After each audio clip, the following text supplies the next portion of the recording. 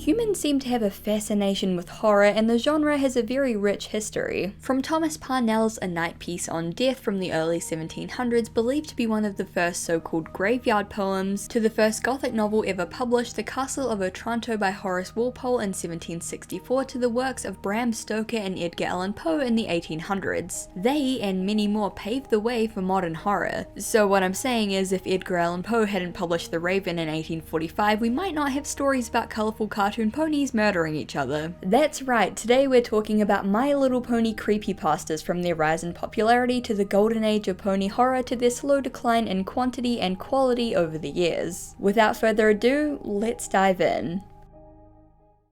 Before we get into things, I'd just like to give a huge thank you to Casetify for sponsoring this video. If you've been on my channel before, you know that I absolutely love working with Casetify, and that's because of their huge range of aesthetic cases and their amazing drop protection. I've been kind of switching these cases out and around for a while now. I'm a big fan of the neon green and the checkers, but I think we're gonna just let loose and use the biggest case for today. But don't let Casetify's hundreds of super cool designs stop you, because you can completely customize your very own cases. You can choose from a huge range of styles and colors, and even add your own name or monogram to the back. You could use it for something sensible like your name, but as you can tell from my Bingus and Garfield cases, I'm not that sensible. Not only are Casetify's cases super cool looking and customizable, but they have an antimicrobial coating that kills 99% of bacteria, and they're incredibly tough. Casetify cases are engineered with a 2-layer construction of Chi-Tech and are drop tester proof for drops of up to 6.6 feet with their impact cases and 9.8 feet for their ultra impact cases. You know what time it is, baby? It's time to throw this into a wall at full force.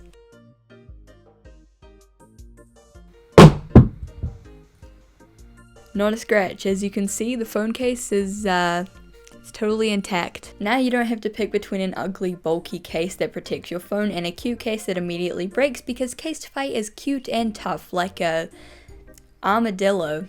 If all that wasn't good enough, you'll be helping the planet, because Casetify's new impact and ultra impact cases are made of 65% recycled and plant-based materials and are compatible with wireless chargers. Whether you're getting a new iPhone or device and want to protect it, looking for the perfect gift for a loved one, or just want to treat yourself, Casetify is a must. Head to casetify.com/Izzy today to save 15% off your order. Once again, that's casetify.com/Izzy to save 15% off your order. The link will be in the description. Thank you so much to Casetify as always for sponsoring this video, and now let's get into a deep dive of My Little Pony creepypastas.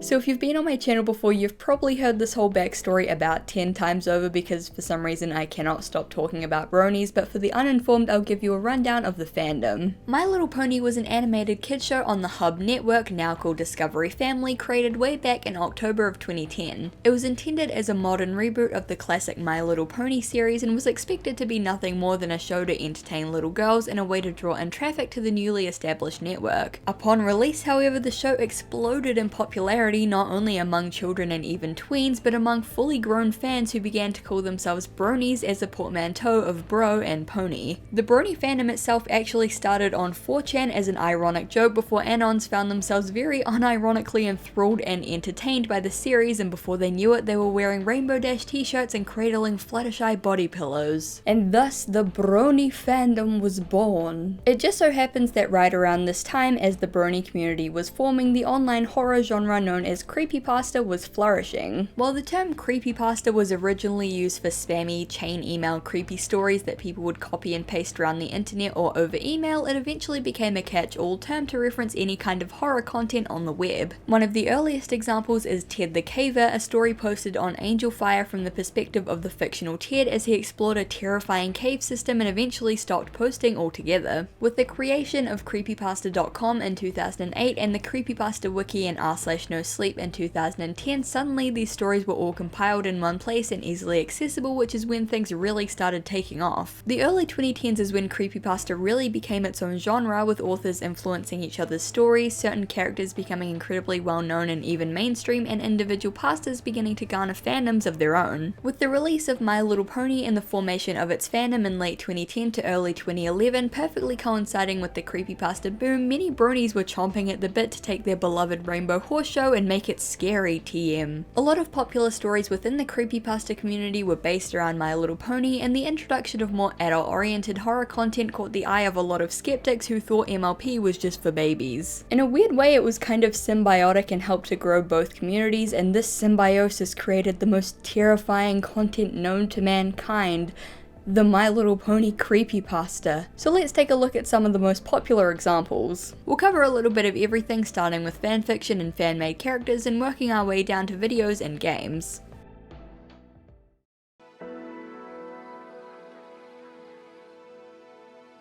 While it's hard to pinpoint the very first written record of pony horror, the earliest creepypasta to rise to prominence was a fanfiction called Cupcakes. Published in early January of 2011, only around 3 months after the show first aired, it was posted to 4chan's comics and cartoons board by a user called Sergeant Sprinkles, where it very quickly became infamous. The fanfiction, using very graphic language, depicts Pinkie Pie drugging Rainbow Dash with a cupcake before holding her hostage and violently dismembering her to make her into cupcakes. The story is extremely graphic, detailing all of the violence in explicit detail, and is very intentionally over the top in terms of its shock value. Pinkie Pie wears a unicorn horn necklace and a cutie mark patch dress which she made out of her victims, which would go on to feature heavily in Cupcake's fan art and fanfic spin-offs. Basically, the fanfic was one long torture scene played for shock value above all else, and its aimless narrative and over-reliance on gore has earned it many places on worst creepypasta ever lists. Standards for creepypastas are much higher now, but back then the idea of a gory My Little Pony fanfic was all very novel and shocking and had people clutching their pearls, so the reception and subsequent popularity was a lot more explosive than it would be today. And we can actually see some of that reception on the original Equestria Daily post about Cupcakes. Honestly, what's the fucking point of this vileness? Oh god, no, not Cupcakes, anything but that. I read that story a few weeks ago and almost cried. That's pretty sick. Don't know if this kind of thing should really be posted here. Dear admins of this site, this story has personally made it difficult for me to enjoy MLP as I used to. I had not read the entire thing, but what I had still haunts me.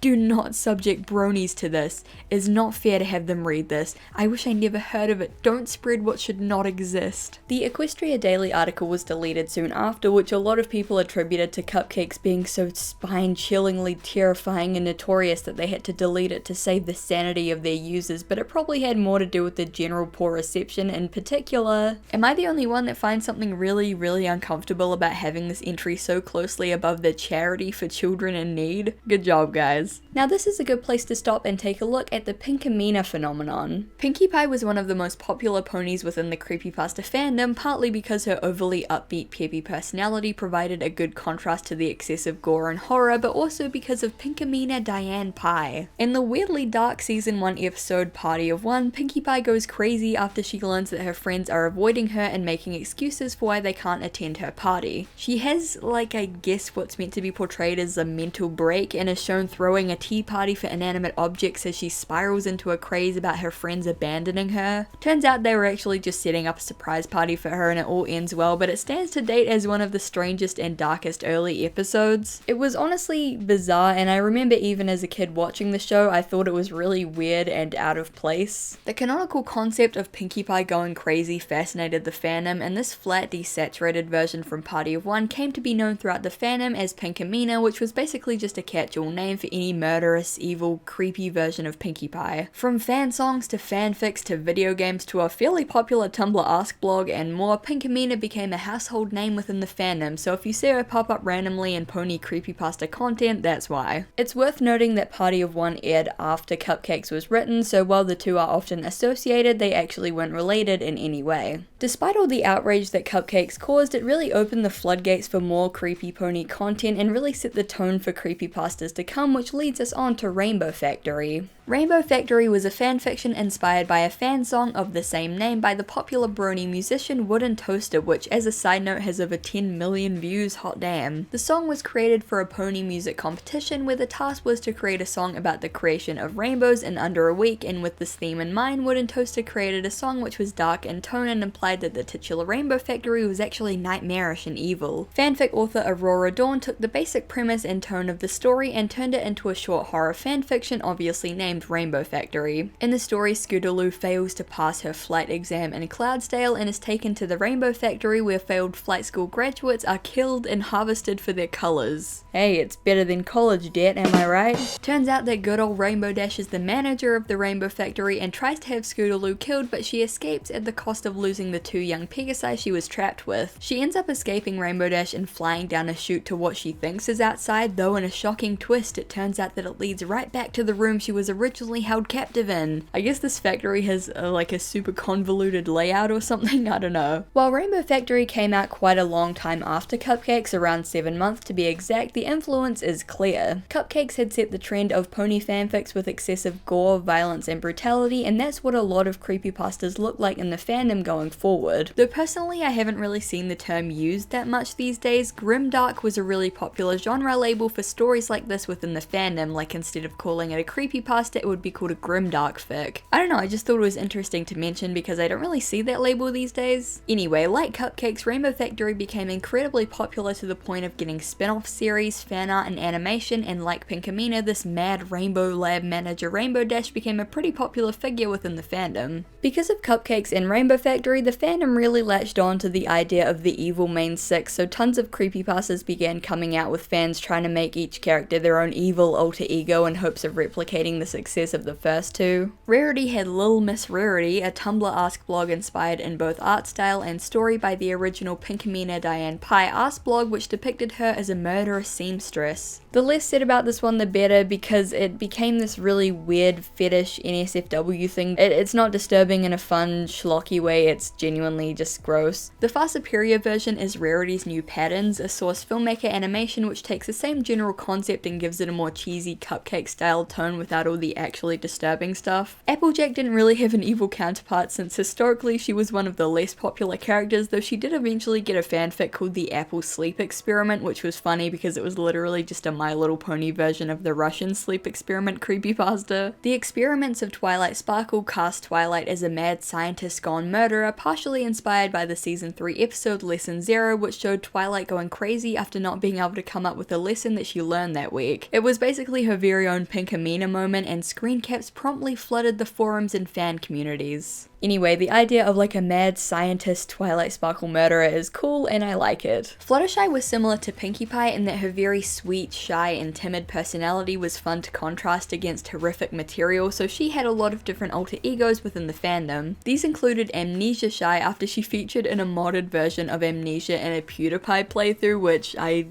it's just the most 2010s thing ever. And also Murder Shy, a generic serial killer creepypasta villain version of the character. The latter was heavily popularized by Shed.mov, part of an infamous series of adult animated My Little Pony skits created by Hot Diggity Demon for YouTube. Shed.mov depicted Fluttershy as a violent serial killer who kept the bodies of her victims in her shed. Shed.mov Fluttershy, aka Shed Shy, became a popular figure within the brony and creepypasta community, and the phrase "stay out of my shed" became a common in-joke and meme. It even went as far as to be referenced in the official My Little Pony manga. Most of the videos in the series, which contain super vulgar, lowbrow comedy, NSFW content, and violence, are filled with comments about how people used to watch them as kids. A similarly infamous video was Smile HD, a seemingly innocent animated pony remix featuring Pinkie Pie, who then begins violently slaughtering her friends to the music. I'm not gonna lie, the animator kind of went off with this. It's actually really high quality, and weirdly there's a lot of mysterious lore surrounding it. The animator, who went by Dave Davey or Mr. Davey, was similarly controversial for his My Little Pony animations revolving around disturbing subject matter, and even had a Rainbow Factory animation planned until he dropped off the face of the earth and deleted all of his videos suddenly. There are rumors that at some point he said that he worked at Hasbro, and people have speculated that his bosses found his work and forced him to delete it all or be fired. Though to be honest, that explanation is very dramatic and over the top, and if I had to guess, I would just assume that he's one of the thousands of internet artists that just stopped posting one day because they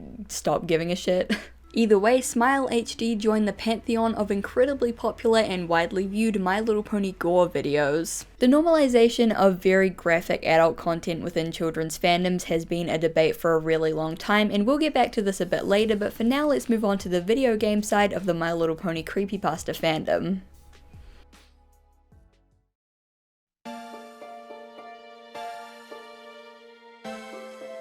Of course, as written creepypastas began to flourish, video games came alongside them. I've actually already made a video about my favourite My Little Pony creepypasta game, Luna Game, and the search for its missing developer, but for those who haven't watched, I'll give you a recap. Luna Game was the first My Little Pony creepypasta game and actually one of the earliest prominent pastas alongside cupcakes. The first game was published in April of 2011 and was essentially just a cheap jump scare created to fool people into downloading it and even thinking it was a virus due to the pop-ups and files it would create on the PC. Equestria Daily then removed it off their website and harshly condemned it because they thought it was malware, but that was a hoax and the developer simply wanted to play a prank. Nevertheless, the legend of Luna Game grew and spread throughout the fandom to the point where memes and fan art were created, and it wasn't long until a second, third, fourth, fifth, and even sixth installment came out. The games followed a general theme of Princess Luna falling to her death and having super spooky visions, and while it was criticized for its lazy content initially, it became iconic within the fandom. It actually came out before Sonic.exe, which it's often compared to due to their similar haunted pixel game premises, and it not only paved the way for brony horror games, but the video horror creepypasta genre in general. The developer had remained anonymous for nearly 10 years until they recently revealed themselves completely out of the blue, which is when I made my video and was able to interview them about their experience and the game. However, Luna Game was only just the beginning, and its influence was felt far and wide as it opened the floodgates for Unity, Pony Screamer games for many years to come. One of the most notable and popular Luna Game clones was called Flutterland, published to DeviantArt in 2013 by Chibyluna6x3. It was basically a carbon copy of Luna Game but used Fluttershy sprites instead of Luna sprites and had more pastel coloured levels. Flutterland 1 directly copied the formula of the first Luna Game, with the player simply walking Fluttershy forward and over some platforms before a Pinkie Pie screamer played and the text "Don't you remember Fluttershy" popped up on screen. It's like the Luna Game or something like that? No, it isn't. It's way different than that. Flutterland 2 developed the concept a little more, adding some dialogue and more advanced platforming, but was still very rudimentary with heavy emphasis on jump scares and loud noises. Another notable Luna Game clone was Dreamy Rainbow, which was so successful that it received 3 installments and a 3D remake. Dreamy Rainbow 1 began with a low-key kind of aesthetic shot of Rainbow Dash sleeping on a cloud at night before it cuts with a loud noise to her dream. In the dream, the player controls a Rainbow Dash pixel sprite from the exact same set that Luna and Fluttershy came from as she traverses a creepy grey void. She'll approach Pinkie Pie, and if you try to turn back, the text "You can't escape now" will pop up. The player is then forced to go through an invisible wall behind Pinkie Pie where text will pop up saying "Well done. Die now." Clearly inspired by Luna Game, though far less creepy with only a few mild spoilers and startling noises. Dreamy Rainbow 2 was unique in that it could only be fully played at night. If you started the game during the day, Rainbow Dash would appear in a brightly lit level, and upon talking to Pinkie Pie, she would prompt the player to come back to night. Instead of waiting until nighttime, a lot of players simply manually set their computer clocks to midnight or after. Dreamy Rainbow 2 opens on a grey field where the title is displayed before the players dropped into another limbo dream realm similar to that of the first, but this time with a red background. Pinkie Pie warns Rainbow Dash to not go any further, but she ignores this, reaching the top of the stairs and falling down a pit where small red pixels begin to fall from above before the dismembered body parts of Twilight Sparkle fall down. Honestly, a pretty good scare, very cheesy and over the top, but more fun than just a simple screamer. The game would then break the fourth wall by displaying text that read "well" followed by the player's real name, or at least whatever name they have as their Windows folder. Again, a pretty damn effective scare, especially back then when for a lot of us this kind of Windows directory tampering was very new and scary and what?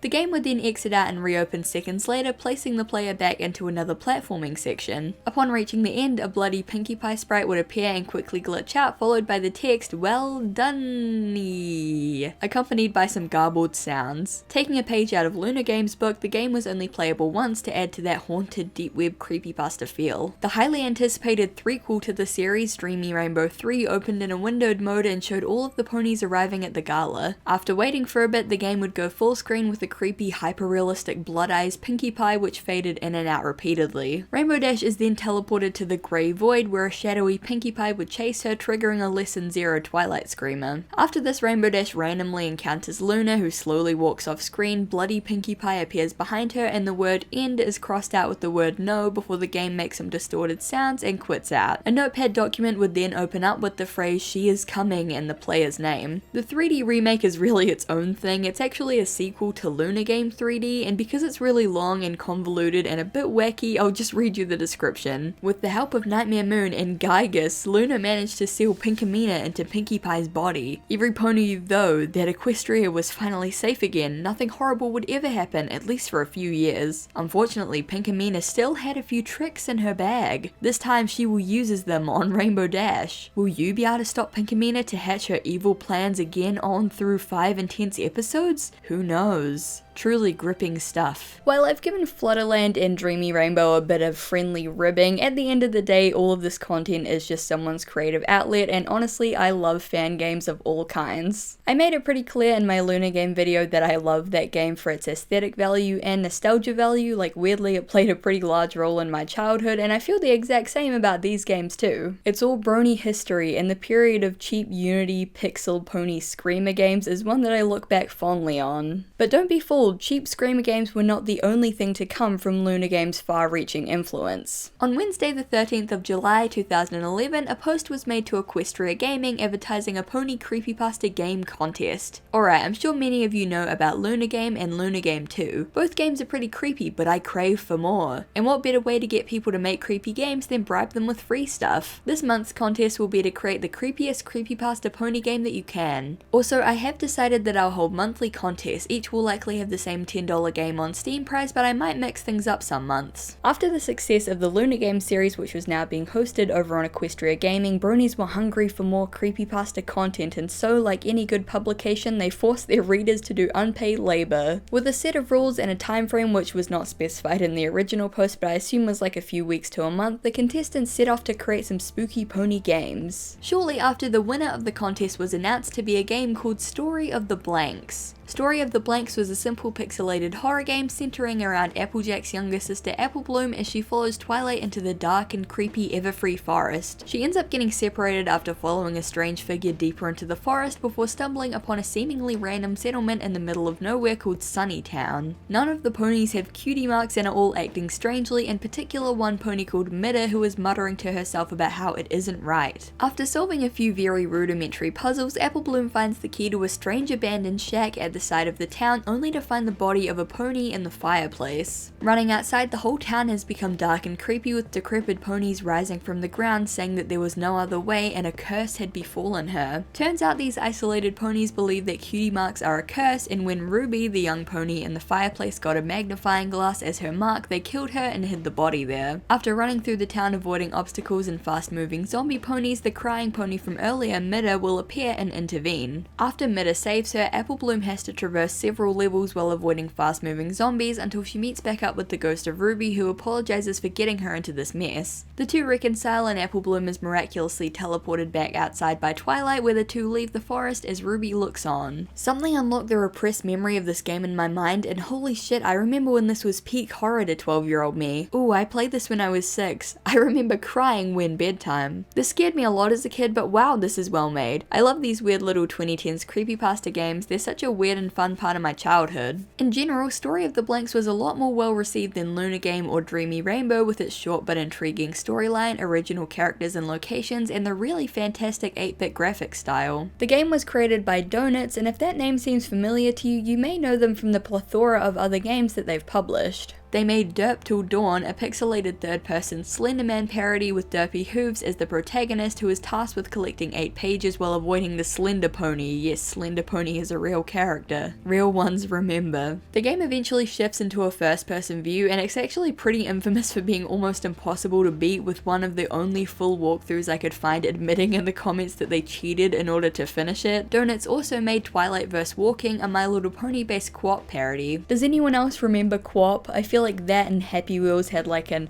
iron grip on the internet when I was a kid. Anyway, Donuts has actually moved away from pony games and is now creating a wide variety of indie games on itch.io, including On.off, Dreader, and Burger and Frights, which has recently skyrocketed in popularity due to Markiplier covering it. I remember being terrified of Story of the Blanks to the point where it kept me up at night, so seeing Donuts go from this humble 8-bit My Little Pony contest entry to really innovative, unique, and amazing looking retro horror games is really cool. Story of the Blanks, like a lot of other big My Little Pony Brony Creepypastas garnered a fanbase of its own, being adapted into a full-length fanfic and having loads of fan art of Ruby, Mida, and the ponies of Sunnytown. Interestingly, in 2015, season 5 of My Little Pony premiered, opening on a 2-part episode called The Cutie Map. In the episode, the main 6 travel to a remote town where every pony has a blank equal sign instead of a cutie mark, and they seem to engage in vaguely creepy cult-like behavior. A lot of people drew comparisons between this episode and the plot of Story of the Blanks, and while I'm sure it's just a coincidence, it wouldn't be the first time MLP has referenced brony culture in their episodes. All I'm saying is it's not too late for Donuts to sue and get some of those sweet Hasbro pony bucks. For legal reasons, that was a joke. Moving on.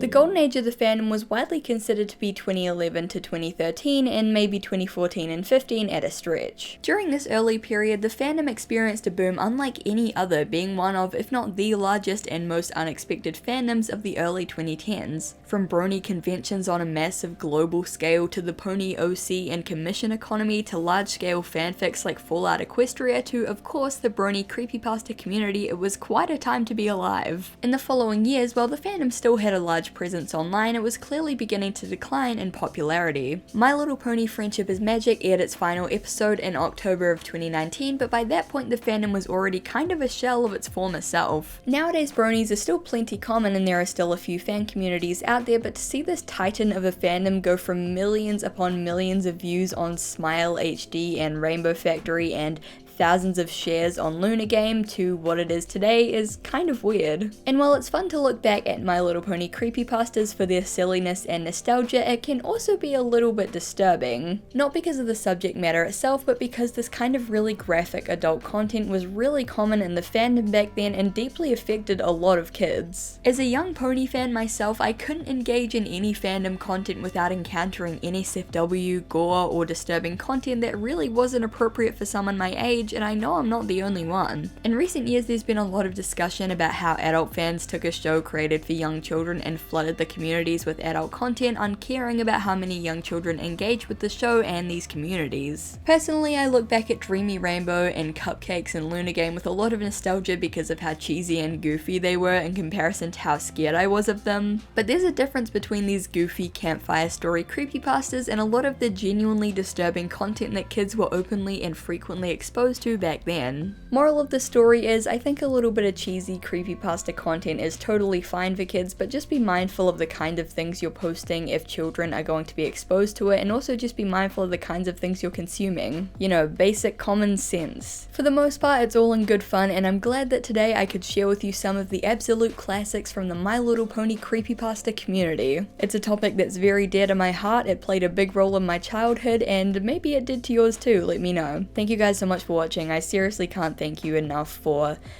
everything this year. It's been crazy. I don't even know how to describe it. I can't thank you guys enough for watching what I make and commenting and just supporting the channel in general. It's been incredible and I still can't wrap my head around it, but thank you guys so much.